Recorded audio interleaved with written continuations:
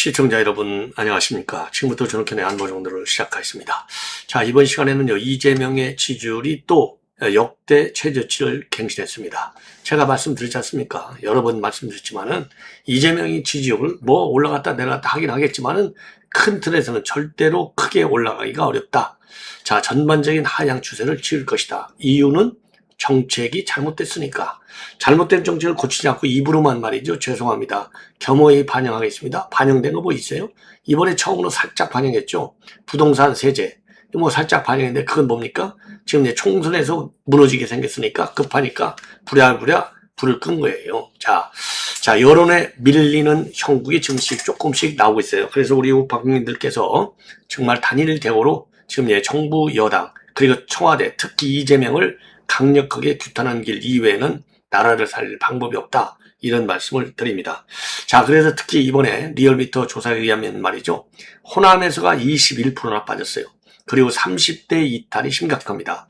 호남 다음으로 빠진 게 충청도예요. 제가 이미 여러분께 여러 번 말씀드렸지만은 충청도도 어느 날 갑자기부터요. 완전히 제2의 호남이 돼버렸습니다.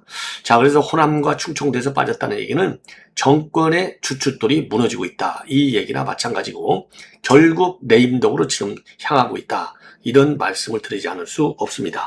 그래서 여론조사 내용을 여러분께 말씀드리고 그리고 이제 하나는요. 이제 국민의힘 내부도 국민의힘도 심상치가 않아요. 자, 리얼미터 조사에서 국민의힘이 살짝 올라가긴 했지만은 국민의힘이 좋아서가 아니다 이거죠. 예. 자, 그런데 이제 문제가 바로 뭐냐? 우선요, 당협 위원장들, 그동안에는요, 당협 운영위원회에서 지금 위원장을 선출해 왔는데, 그리고 당무 감사를 위해서 이제, 당무 감사 차원에서 당무 감사 결과로 이제 일부를, 교체를 했죠. 근데 이번에는 이제 당원에게 돌려준다. 당원 중심주의라는 미명하에 당원 직선제로 바꾸려고 장동혁이가 강하게 밀어붙였습니다.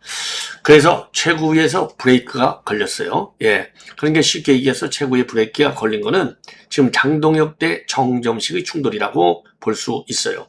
자, 그래서 장동혁이가 비공개회에서 이거 오늘은 결론 내지 말고 다음에 결론 냅시다 해서 지금 27일 월요일로 지금 미뤄졌다고 합니다. 자, 그러니까 이제 27일 월요일이나 목요일인가요? 예. 자, 그래서 이제 다음으로 미뤄졌는데 문제는 바로 뭐냐? 장동혁이는 당원 직선제로 바꾸겠다. 이 소신에 변함이 없고요.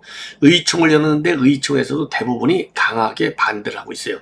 그래서 마주보는 두 열차의 충돌 어느 지점에서 이게 합리적인 결정이 나올지 한번 지켜볼 필요가 있는데 현재로서는요. 지금 의총 반대가 상당히 세기 때문에 장동혁이가 밀어붙이기는 어렵지 않을까. 이렇게 판단이 돼요. 그리고 이제 요거는 장동혁 쪽에서 지금 밀리는 형국이고요. 자, 그럼에도 불구하고 또 하나 반격. 지금 이제 이 장동혁 당권파의 반발이 만만치가 않습니다. 자, 그래서 영남권 의원들을 지금 상당히 밀어붙이고 있다. 그러니까 친장파 3040이 똘똘 뭉쳐서 그러니까 영남 참여연이라고 할 정도로 지금 영남 중심으로 돼 있잖아요. 요거를 밀어붙이고 있다는 또 이 그 분석 기사가 나오고 있어요. 그래서 요 내용도 여러분께 자세하게 설명을 드리도록 하겠습니다. 자, 시청자 여러분들 말이죠. 전학현의 안보정로TV 구독, 좋아요 그리고 알람까지 설정해서 많이 시청해 주시면 지금 무너져가는 이재명의 주춧돌을 빼나가는데도 상당히 도움이 되지 않을까 제가 그렇게 판단을 합니다. 자, 그러면 말이죠. 우선 이 지지표 요거를 말씀을 드릴게요. 자, 6월 세 번째 주부터 시작하면은요. 요 빨간 게 이제 부정이 되겠습니다. 부정. 그러니까 6월 셋째 주부터 데드크로스가 나타났어요. 리얼미터에서는. 그래서 이제 부정평가율이 계속해서 올라가는 겁니다. 자, 부정평가율이 56.9까지 올라갔고요. 긍정평가는 46.7에서 40.2로 빠지고 있어요. 예, 그러니까 부정이 이렇게 높은 거예요. 예, 부정이 이렇게 무려 16% 차이나 나는 겁니다. 자, 그리고 정당 지지율은요, 민주당은 6% 정도가 쭉 빠져서 47대 41. 그리고 국민의힘은 한 4%가 올라가서 33.1대 37.6 이렇게 되겠습니다. 제일 큰 원인은 부동산 세제와 관련된 국민들의 분노가 되겠죠. 그리고 이제 컨벤션 효과 끝나버렸잖아요. 본전이 다 나오는 거예요.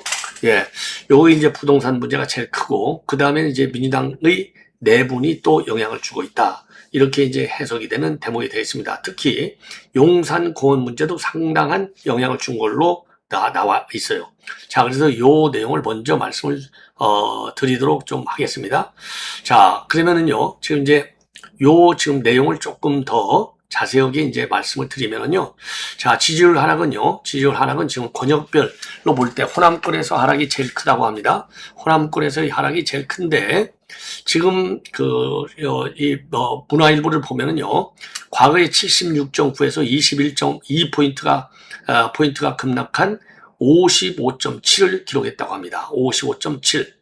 자, 그래서 직전 최저치는요, 지방선거 공천 작업이 겹쳤던 지난 5월 2주자 57.2였다는 거예요.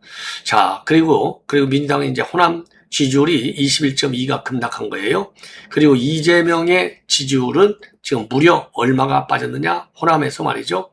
호남에서 이재명의 지지율은 무려 8.8%나 빠졌어요. 그러니까 이제 민주당도 빠지고 이재명도 호남에서 제일 큰 폭으로 빠지는 겁니다. 자, 그래서 이제 권역별로 본다면 호남에서가 8.8%가 빠졌고 그 다음에 제일 많이 빠진 거예요. 그리고 그 다음에 충청도에서가 그 다음에는요, 대구, 경북이 3.1포인트, 그리고 충청도가 2.7포인트, 인천, 경기가 2.3, 그리고 여성에서가 3.4, 그리고 50대가 4.7이 빠지고 30대가 4.4, 그리고 20대가 2.4가 빠졌어요. 그리고 반면에 60대는 3.2%포인트가 올라가고 중도층에서는 1.2%가 올라갔습니다. 자, 리얼미터 분석에 따르면은요, 용산공원 주택 공급 논란으로 인한 부동산 정책에 대한 불신, 그리고 소위대 대법원장에 대한 서면 제청과 개헌 추진을 둘러싼 여야 간의 갈등, 그리고 한미 연합훈련 축소에 따른 안보 불안이 겹치면서 보수층과 70세 이상 고령층 이탈이 확대됐는데 이것이 큰 하락 요인이 된다. 이렇게 보고 있습니다. 그리고 민주당의 경우에는 전주 대비 6.0, 국민의힘은 4.5포인트 상승, 민주당은 6.0 하락 이렇게 돼 있거든요. 자, 리얼미터 측 분석에 따르면요, 민주당 당대표 전당대회 총리에 따른 컨벤션 효과가 끝났고, 그리고 용산 공원주택 공급을 둘러싼 부동산 정책의 갈등, 그리고 김민석 지도부의 지명직 최고위원 인선을 둘러싼 당내 갈등, 이런 것들이 겹치면서 지지율이 하락한 것으로 지금 분석을 하고 있고요. 국민의힘의 경우에는요, 여권의 부동산과 정부 운영 논란과 함께 연합훈련 축소에 따른 안보 불안을 집중적으로 부각하면서 보수층 결집과 민주당 이탈층을 흡수하며 30대, 70대 이상, 그리고 대구, 경북 등에서 지지세를 확대해서 상승하는 것이다. 이렇게 보고 있어요. 예. 자, 이 정도로 해서 지금 이재명의 지지 아주 푹푹 빠지고 있는 이런 상황이 되겠고요. 특히 민주당이 호남에서 21.2%나 빠진 거예요. 이재명 정부 출범 이후에 최저치가 되는 겁니다. 자, 그리고 또 이제 호남에서 국민의힘 지지율은요, 12.2에서 22.3으로 10.1포인트나 올라갔어요. 그리고 이제 충청도에서도 지금 얼마가 빠졌나? 민주당이 53.3에서 36.8로 16.5포인트나 빠졌어요. 그리고 국민의힘은 43.2로 올라갔습니다. 자, 이 정도로 해서 말이죠. 지금 굉장히 많이 빠지고 있고, DK에서는요, 민주당 29.0, 국민의힘이 52.4, 23.4포인트까지 벌어지고 있는 이런 상황이 되겠습니다. 자, 그리고 말이죠. 특히 지금 이제 민주당이 이렇게 빠진 것은 지금 이제 경선 방식의 청년 최고위원 선출을 기대했었는데 요게 이제 이루어지지 않았잖아요. 지 멋대로 김민석이가 임명했지 않습니까? 여기에 대한 또 실망, 이게 상당히 컸다는 겁니다. 그리고 전당대회 과정에서 전남, 광주 북구의원 출신인 정달성 청청 유량 단장은 말이죠. 고령의 권리당원에게 온라인 투표 방법을 안내했다가 대리투표 의혹이 제기돼서 제명 소외소가 됐어요. 예. 자, 그래서 이것이 또 지금 민심에 불을 질렀다. 이렇게 지금 해석이 되고 있고요.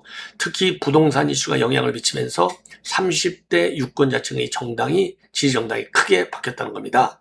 그래서 30대에서요, 민주당 지지율이 38.7에서 30.0%로 8.7포인트 하락했고, 국민의힘은요, 33.2에서 45.4로 12.2%포인트가 상승했어요. 그러니까 이제 30대가 지지정당을 바꾼 거죠. 그리고 40대, 50대, 60대에서는 민주당이 여전히 국민의힘을 앞서고 있지만 20대의 경우는 국민의힘이 48.5, 민주당이 27.4, 그리고 이제 30대의 경우에는 국민의힘이 45.4, 민주당이 30.0. 그래서 국민의힘이 20대와 30대에서 압도적으로 우세하고 있다. 자, 그리고요, 70대 이상에서도 국민의힘이 47.5, 민주당이 36.0이 되겠습니다. 그리고 참고적으로 정치 성향물을 볼 때 진보층의 민주당 지지율은 68.2. 그래서 이전 대비 8.9%포인트가 빠졌어요.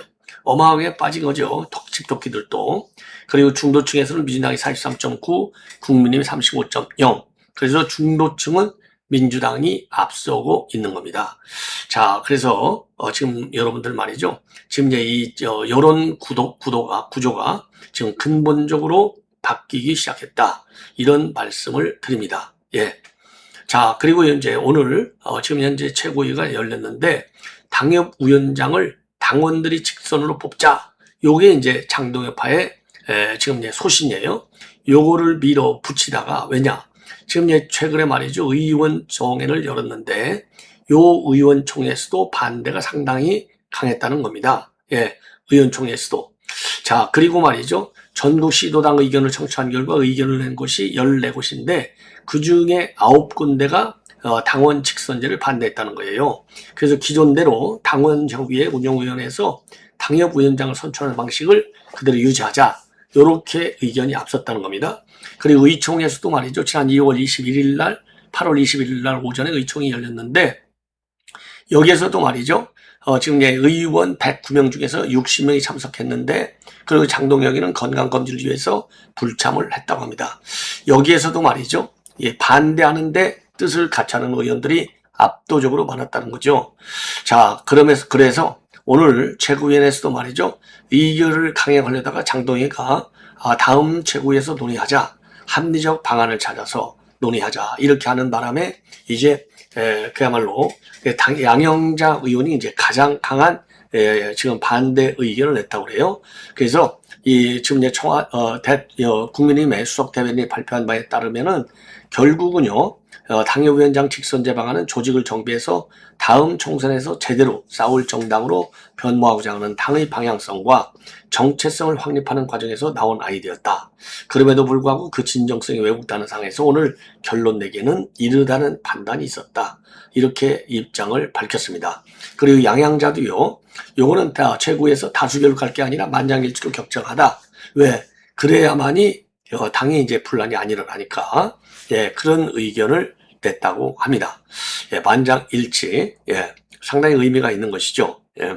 자, 그래서 지금 이제 그 직선제로 당협위원장을 선출한다는 얘기는 일단 막히게 됐어요. 막히게 됐습니다. 자, 이런 게 의견이 이제 보류가 된 것이죠. 자, 거기에 비해서 말이죠. 거기에 비해서 지금 이제 그러니까 27일 날 다시 논의를 하기로 했는데, 자, 문제는 바로 뭐냐? 지금 이제 조선일보가 대대적으로 보도하고 있는 건데요. 친장계 3040 의원, 지금 이제 지도자들, 정치인들이 지금 이제 중진 의원들의 교체를 강하게 압박하고 나섰다. 그런 게 이제 삼선 의원들의 불출마를 요구하고 있는 거예요. 이거는 장동혁이가 그렇게 주장을 하고 있지 않습니까? 장동혁이가. 자, 그래서 여기에 대해서 말이죠. 지금 이제 집중적으로 친장계들의 성토가 이루어지고 있다. 이런 보도를 하고 있어요. 자, 그래서 당내 갈등이 격화되고 있다는 겁니다. 자, 그러니까 하나는 직선제, 하나는 3선 이상 중진, 3선 의원들의 불출마. 저는 말이죠. 과거에도 3선 의원들, 아니, 왜 지방자치단체만 3선 이상 못 하게 해놓고 의원들은 왜 3선을 하게 하느냐? 요거는 말이죠. 똑같은 국민의 표에 대한 등가성을 인정이 아니라 차등을 준 것이다. 공정한 시스템이 아니다라고 저도 비판해 왔어요. 자, 그래서 이제 큰 의견이 되겠는데, 그래서 원외 친장계 3049 인사들은 중진 의원들을 대상으로 해서 기득권이다. 이렇게 규정하면서 3선 연임을 제한하고 싹 정리해버리자 강경 발언으로 공세를 이어가고 있다고 그래요. 그리고 장동혁 대표는 중진들의 희생을 통한 젊은 인재 영입 필요성을 강조하고 있고, 특히 김민수는요, 썩은 부위를 도려내야 된다면서 당 쇄신을 촉구하고 있어요.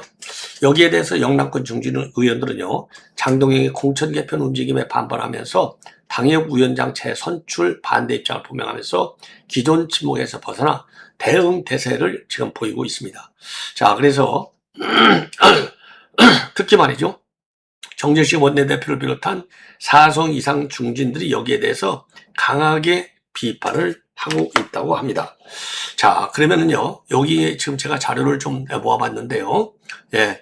지금 이제 조선일보가 보도하고 있는 핵심이 되겠습니다. 자, 여기 나와 있는 대로 국민의힘 친장로였게 3040 정치인들의 발언 내용이 되겠는데, 자, 김민수가 이제 굉장히 적극적인 친장파죠.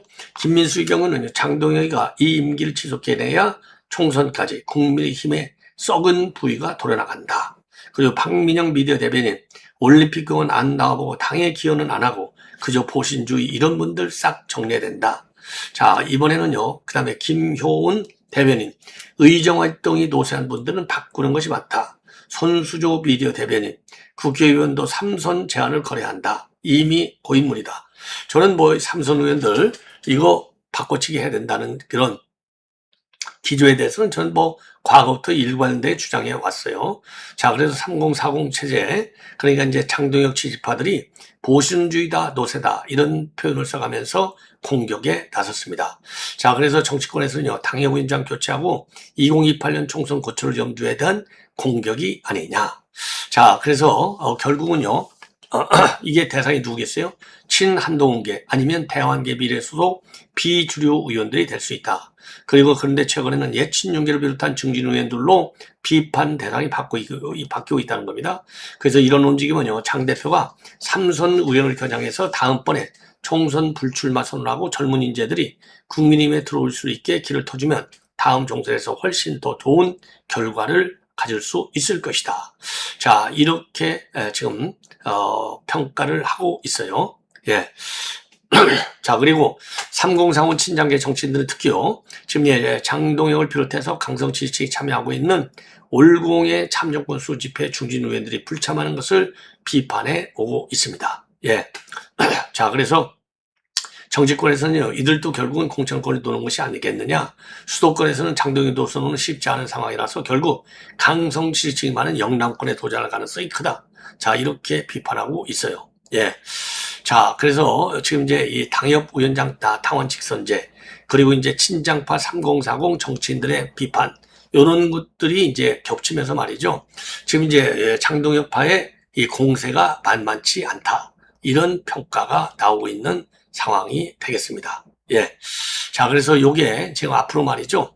그러니까 이제 총선 골갈이, 총선 공천 물갈이를 해야 되잖아요. 자, 그래서 이 물갈이를 위한 여권 조성 차원에서 지금 이런 분위기가 지금 나오고 있지 않나. 자, 이렇게 생각이 들고요. 자, 그러다 보니까 지금 이제 이 중진들 가운데서는요, 장 대표가 아무리 강성층에 기대는 행보를 해오더라도 자신들의 공천과는 무관하다고 생각해 움직이지는 않던 영남권 의원들도 이제는 발등에 불이 떨어진 상황이다. 자, 그래서 지금 최근에 21일 날 지금 의총에서는요, 김태우, 윤한홍, 이만희 이런 영남권 중진 의원들을 중심으로 해서 당협위원장들 선출 방식 개정에 반대하는 취지의 발언이 잇따랐다고 합니다. 예, 자, 그래서 이제 그 장동혁 그리고 이제 영남 중진들과의 일대 충돌이 지금 임박한 것이 아니냐, 이런 얘기까지 나오고 있어요.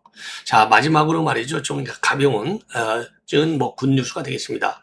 뭐 영남 죄송합니다. 임영웅 뭐 국민 지금 가수죠.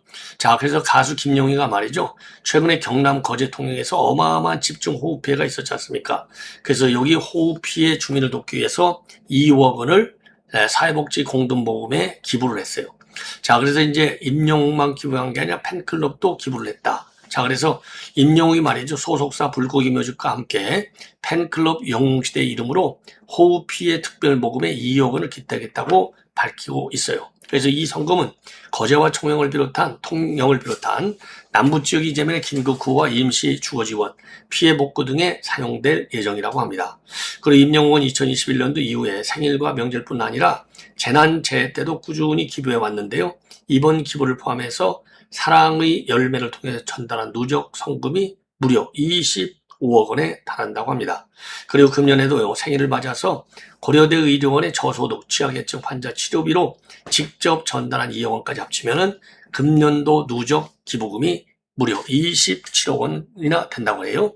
그리고 팬클럽 영웅시대 거제가 임영웅 데뷔 10주년을 기념해서 지역복지재단에 성공을 전달하면서 팬클럽 차원의 기부도 꾸준히 이어지고 있다고 합니다. 자, 이런 아주 좋은 기부 활동을 하는 연예인들이 최근에 많이 늘고 있어요. 우리 국민 모두가 참 환호할 일이 아닌가, 자, 이렇게 생각이 듭니다. 예. 자, 시청자 여러분, 이것으로 본 방송을 마치겠고, 예, 계속되는 저의 방송 여러분들의 많은 시청을 거듭 부탁을 드리겠습니다. 대단히 고맙습니다.